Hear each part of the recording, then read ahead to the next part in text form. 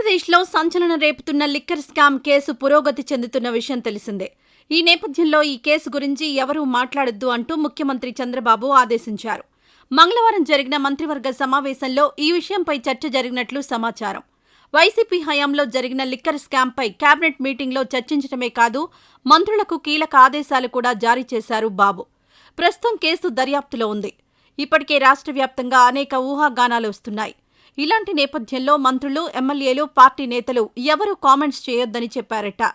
ఇది కీలక సమయం. ఎవరూ దీనిపై మాట్లాడినా కేసు పక్కదారి పట్టే అవకాశం ఉందని, అంతేకాకుండా ఇది పారదర్శకంగానే జరగాలి తప్ప ఎవరి ప్రభావం కూడా కేసుపై పడొద్దు అని ఆయన అభిప్రాయపడినట్లు తెలుస్తోంది.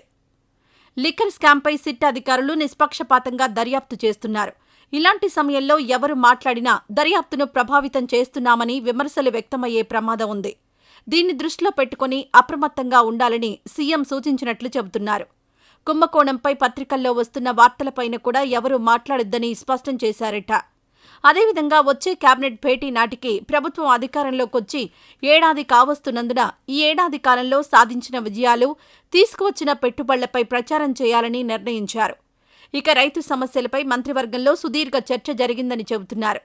రేషన్ సరుకులను సరఫరా చేస్తున్న ఎండియు వాహన వ్యవస్థను రద్దు చేయాలని మంత్రివర్గం నిర్ణయించింది. వీటిపై తీసుకున్న రుణాలను ప్రభుత్వమే చెల్లించాలని, ఆ వాహనాలను యజమానులకిచ్చేయాలని నిర్ణయం తీసుకున్నట్లు చెబుతున్నారు. అదేవిధంగా జూన్లో తల్లికి వందనం నగదు పంపిణీ చేయాలని కూడా సీఎం నిర్ణయించినట్లు సమాచారం. ఇదిలా ఉంటే అసలు బాబు వ్యూహం ఏంటని నిపుణులు ఆలోచిస్తున్నారు.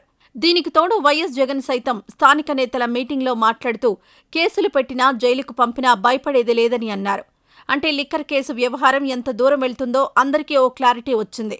అందుకనే బాబు కూడా జరిగేది ఎలాగూ జరగక మానదు కాబట్టి దీనిపై పెద్దగా స్పందించకండి అంటున్నారు. అలాగే జగన్ నిశ్చయంగా ఉన్నట్లు ఆయన తాజా మాటలను బట్టి అర్థమవుతుందని నిపుణులు అంటున్నారు.